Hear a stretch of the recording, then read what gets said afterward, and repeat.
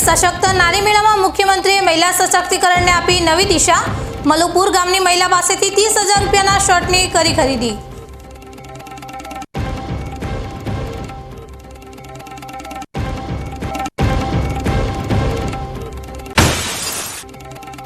યુજીસીના કાયદા સામે વિરોધ।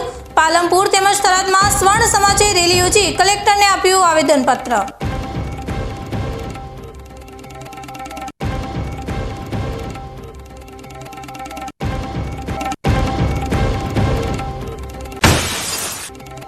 પાલનપુર નગરપાલિકાની સાધારણ સભા યોજાઈ। પાલનપુર શહેરીજનોને મળશે સિટી બસની ભેટ।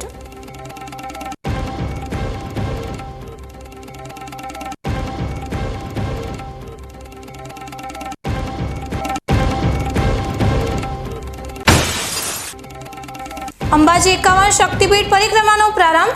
આજથી 3 દિવસીય યોજાશે પરિક્રમા મહોત્સવ।